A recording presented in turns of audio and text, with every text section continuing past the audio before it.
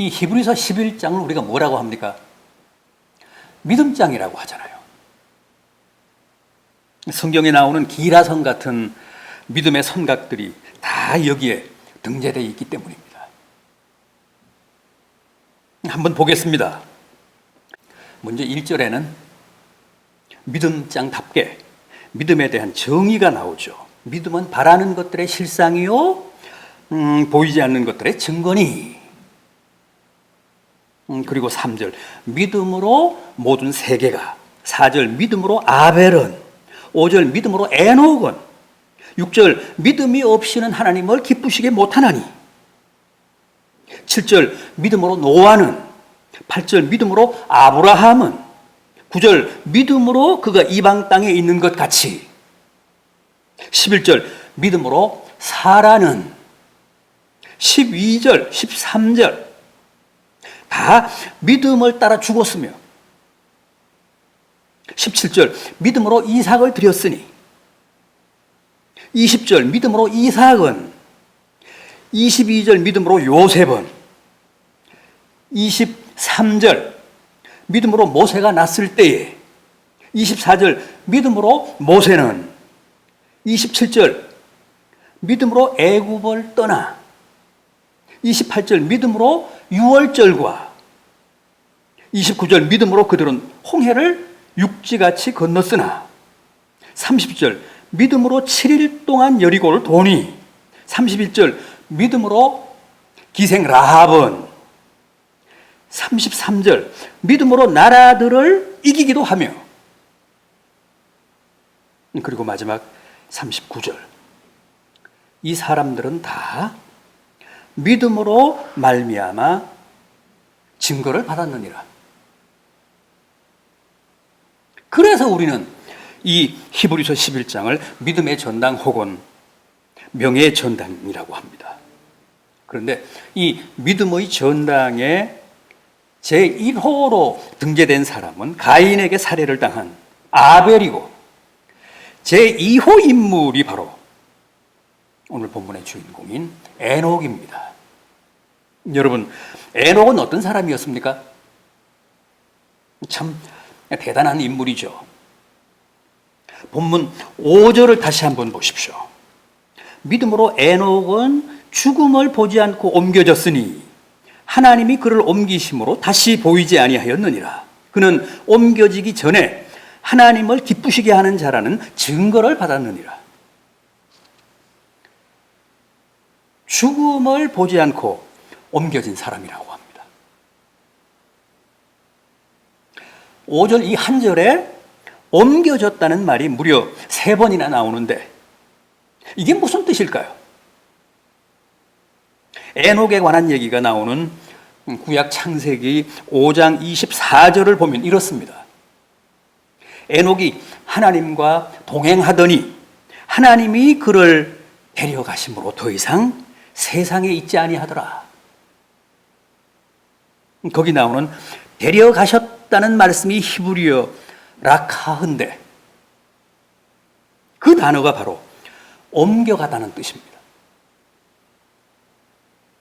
데려가다, 옮겨가다.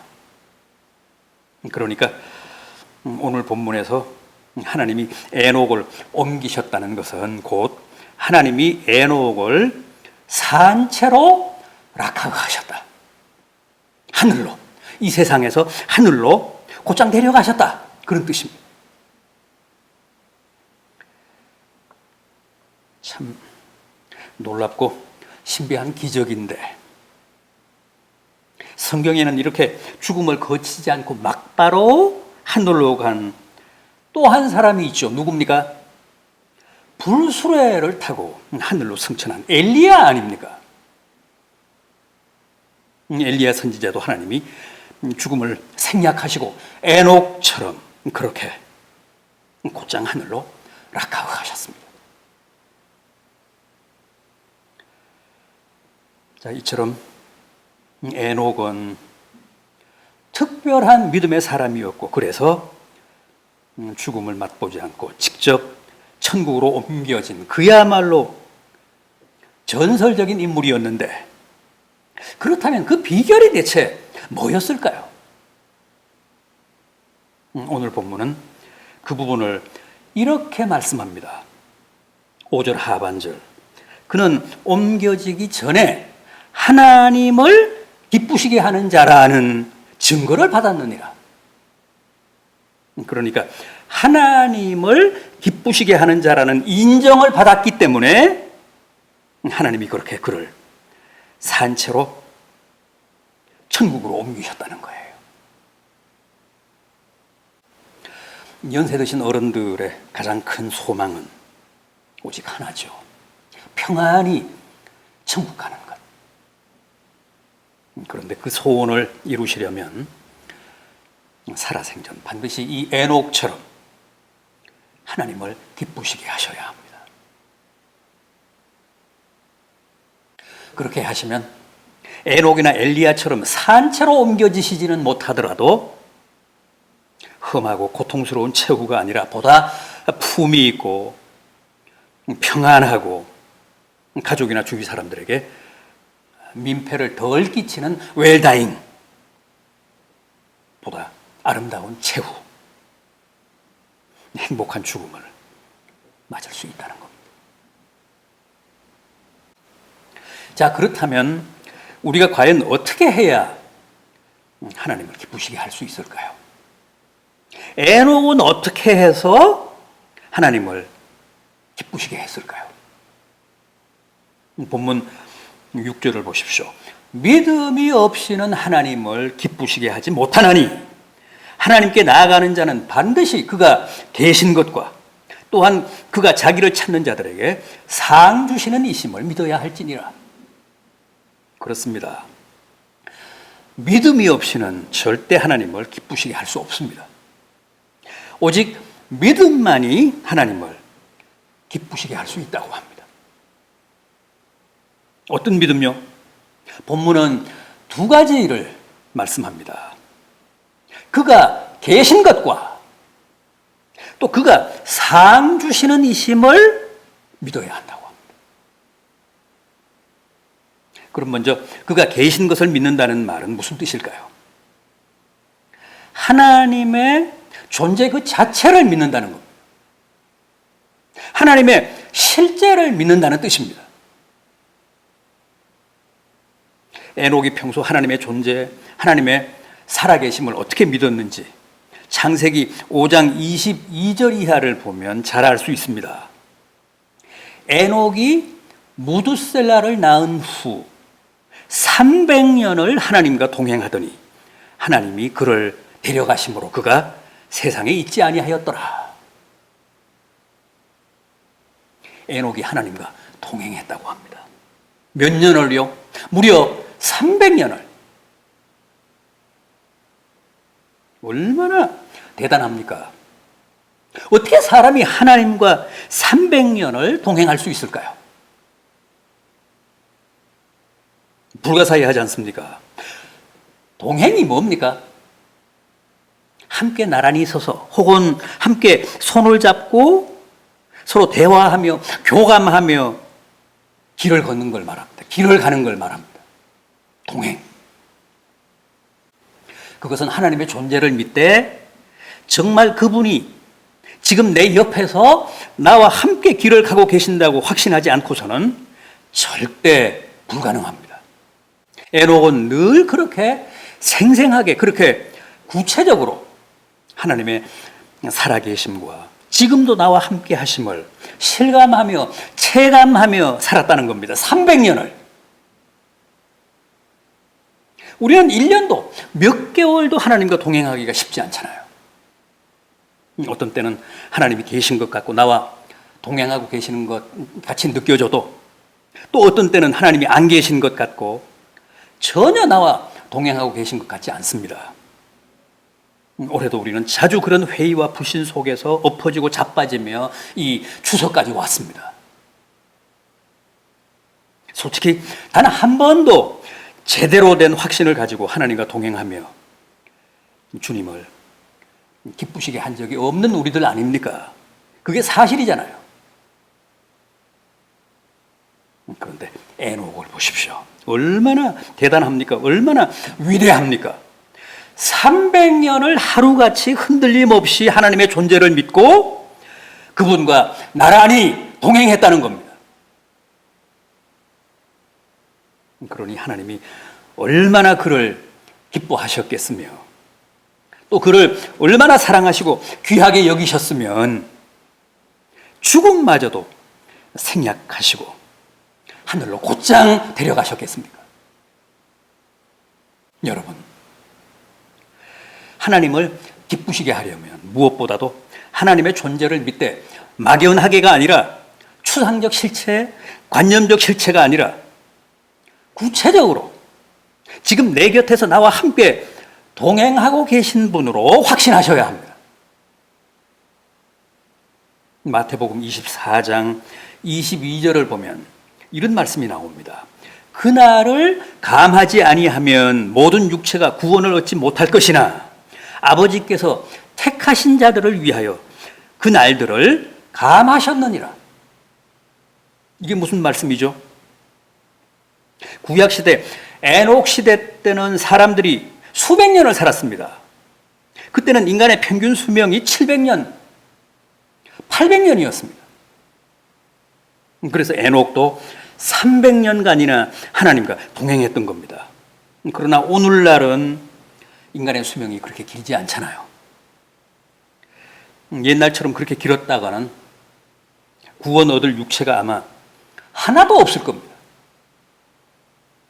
불과 1년도 아니 몇 개월도 하나님과 동행하기가 어려운 판에 수명이 그렇게 길면 끝까지 남아서 천국 갈 사람이 과연 몇 명이나 될까요?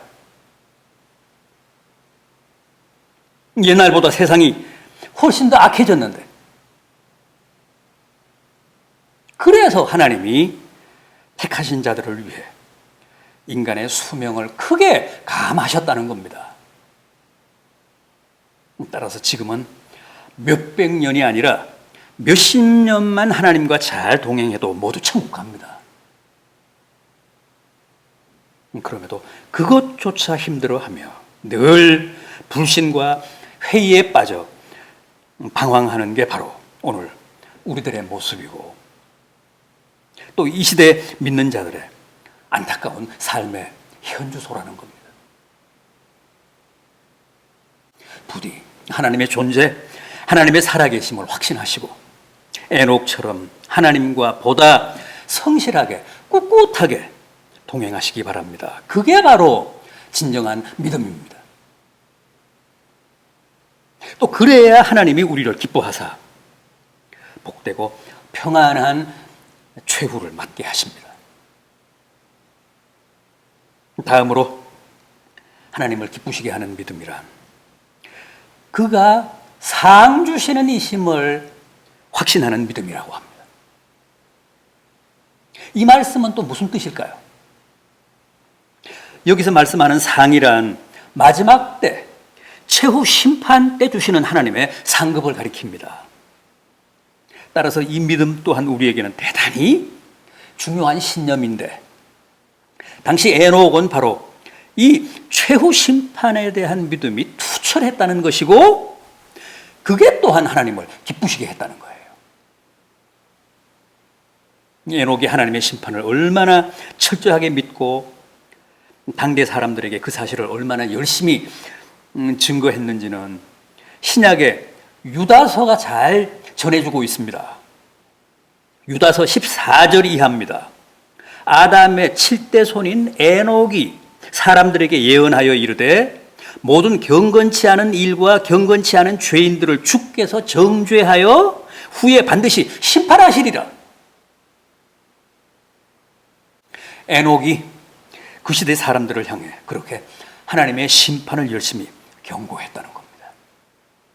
이처럼 에녹은 장차 하나님이 심판을 통해 의인들에게는 상을 주시고 죄인들에게는 벌을 내리신다는 사실을 철저하게 믿었고 또 그 사실을 세상에 널리 선포함으로써 하나님을 기쁘시게 한 사람이었습니다. 그런데 흥미로운 것은 에녹의 아들입니다. 에녹의 아들 누굽니까? 창세기 5장 21절입니다. 에녹이 65세에 무두셀라를 낳았고, 성경에 나오는 인물 중 가장 오래 산 사람인 무두셀라가 바로 에녹의 아들인데, 몇 세까지 살았다고요? 무두셀라가 969세. 그래서 인류 가운데 최장수자로 기네스북에 오른 인물이 됐는데, 여러분, 무두셀라라는 이름의 뜻이 뭡니까? 그가 죽으면 심판이 닥친다. 심판이 온다.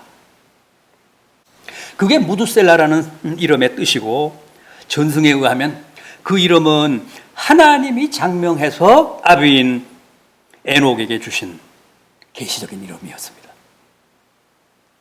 그럼 정말 하나님이 주신 무두셀라라는 이름처럼 그의 죽음과 함께 세상에 심판이 임했습니까? 에녹이 세상을 향해 외쳤던 무서운 하나님의 심판이 정말 이루어졌습니까? 여러분, 무두셀라의 아들이 누굽니까? 창세기 5장 25절 이하를 보면 무두셀라가 187세에 라멕을 낳았고, 또 그 라멕이 182세에 노아를 낳았다고 합니다. 에녹이 무두셀라를 낳고, 무두셀라가 라멕을 낳고, 라멕이 노아를 낳았습니다. 그러니까 노아는 무두셀라의 손주인데, 노아가 태어날 때 할아버지인 무두셀라의 연세는 369세였습니다. 그렇다면 노아의 홍수는 언제 발생했습니까? 창세기 7장 11절에 의하면 노아의 나이 600세 되던 해였습니다. 그럼 노아의 홍수가 발발했을 때 무두셀라의 나이는 몇 세였습니까? 무두셀라가 369세 되던 해 노아가 태어났고, 노아의 나이 600세 되던 해 심판의 홍수가 발생했으니까, 노아의 홍수가 터진 해 무두셀라의 나이는 몇 세였죠? 969세. 창세기 5장 27절은 이렇게 말씀합니다. 무두셀라는 969세를 향수하고 죽었더라. 무슨 뜻이죠? 그가 죽으면 심판이 임한다는 뜻의 이름을 가진 무두셀라가 969세로 이 세상을 떠나자, 그 이듬해도 아니고 바로 그 해, 그러니까 노아의 나이 600세 되던 해, 이 땅에 가공할 심판의 대홍수가 임했다는 겁니다. 따라서 노아의 방주 속에는 에녹의 아들이요 노아의 할아버지인 무두셀라는 없었습니다. 바로 그 해 홍수에 앞서 죽었기 때문입니다.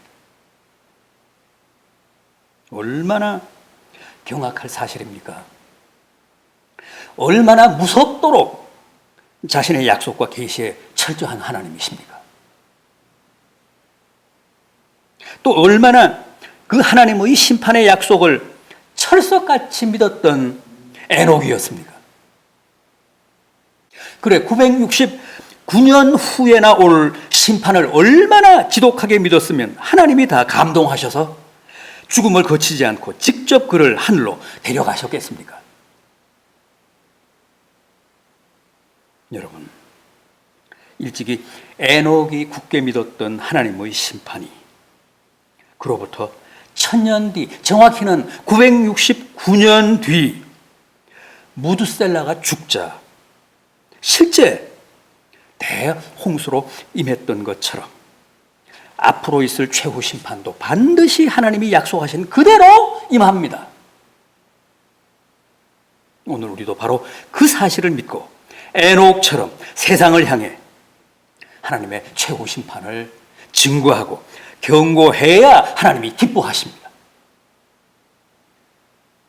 사람은 약속에 불성실하지만 하나님은 1000년이 흐르고 2000년이 지나도 당신이 하신 약속은 반드시 지키십니다. 칼처럼 지키십니다. 이제 우리 앞에 남은 하나님의 약속은 오직 하나, 주님의 재림과 함께 이루어질 이 세상과 역사에 대한 최후 심판뿐입니다. 부디 세상과 짝하지 마시고 에녹처럼 주님과 오래오래 동행하십시오. 당장은 올 연말까지라도 잘난 체하며 혼자 가거나 세상과 동행하지 마시고 오직 주님과 함께 가십시오. 그리고 최후 심판과 상 주시는 하나님이심을 확신하며 주님을 기쁘게 하십시오. 그래서 여러분의 삶과 또 마지막 천국행이 위대한 믿음의 선진인 에녹처럼 아름답고 복되기를 진심으로 기원합니다. 기도하시겠습니다.